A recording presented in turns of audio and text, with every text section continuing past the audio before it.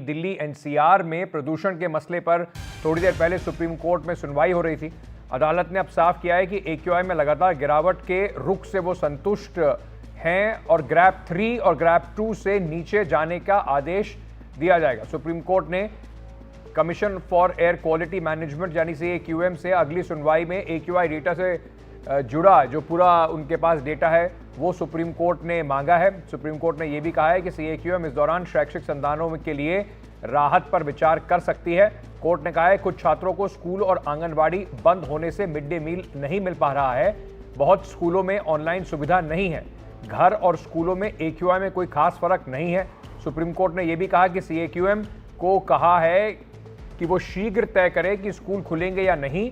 आज या कल सुबह तक फैसला वो कर सकते हैं। सुप्रीम कोर्ट में अब अगली सुनवाई जो है उसमें यह तय होगा कि ग्रैप 4 के प्रावधानों में ढील दी जाएगी या नहीं। मामले की अगली सुनवाई 28 नवंबर को होनी है।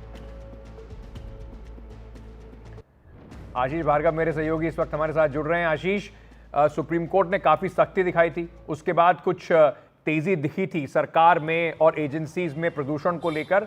अब अभी भी जो प्रदूषण का स्तर है वो काफी ऊंचा है, लेकिन गिरावट जरूर 3-4 दिनों से देखने को मिली है। जी देखिए, यहाँ पर सुप्रीम कोर्ट ने कहा है कि जब वो संतुष्ट हो जाएगा पूरी तरीके से कि लगातार गिरावट एक्यूआई में हो रही है तो ही वो ग्रेड 4 हटाने के आदेश देगा।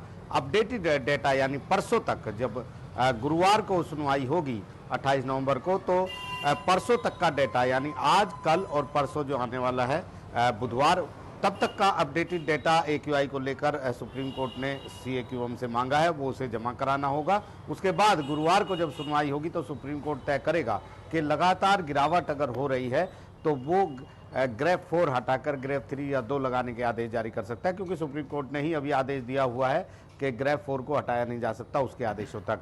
दूसरी अहम बात सुप्रीम कोर्ट ने ये कही है कि CAQM पर छोड़ दिया है कि दिल्ली और NCR के जो स्कूल हैं, खास तौर पर जो शैक्षणिक संस्थाएं हैं, वो खुलेंगी ऑनलाइन फिजिकल क्लासेस के लिए नहीं खुलेंगी। इस पर कल सुबह तक वो फैसला करे। उन्होंने कुछ जो क्योंकि याचिकाकर्ताओं की तरफ से कही गई थी बात वो सामने रखी है कि जब ये विचार करें तो ये विचार इन बिंदुओं पर करे कि बहुत सारे जो छात्र हैं वो मिड डे मील के भरोसे होते हैं और स्कूलों में और आंगनवाड़ी बंद हैं तो मिड डे मील उनको नहीं मिल पाता। दूसरी बात यह है कि बहुत सारी जगह पर ऑनलाइन की सुविधा उपलब्ध नहीं है पढ़ाई की। और तीसरी बात यह है कि बहुत सारे स्टूडेंट ऐसे हैं, छात्र ऐसे हैं जिनके घर पर प्यूरीफायर नहीं है, एयर प्यूरीफायर नहीं है। ऐसे में स्कूल जाकर पढ़ना या घर में रहना उनके लिए कोई अलग चीज़ नहीं है। सभी जगह का एक्यूआई एक साथ रहता है। हालांकि सुप्रीम कोर्ट ने खुद इस पर फैसला नहीं किया है, CAQM पर छोड़ दिया है। एक महत्वपूर्ण घटना ये हुई है कि सुप्रीम कोर्ट ने नाराजगी जताई है दिल्ली के एंट्री पॉइंट्स पर जिस तरह की व्यवस्था की गई थी। बहुत जगह पुलिस नहीं थी।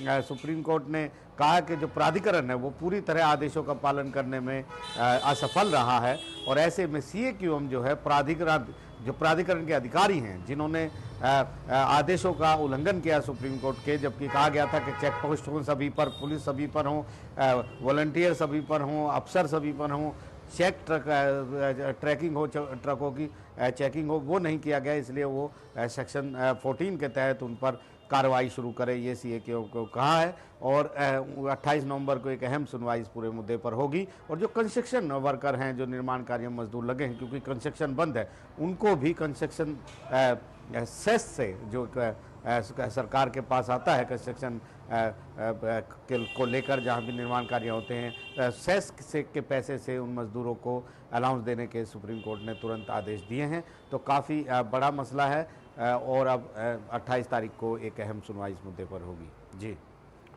बहुत बहुत शुक्रिया हमारे साथ जुड़ने के लिए। आशीष इस वक्त बता रहे थे कि किस तरीके से सुप्रीम कोर्ट ने इस अहम मामले पर अपनी बातें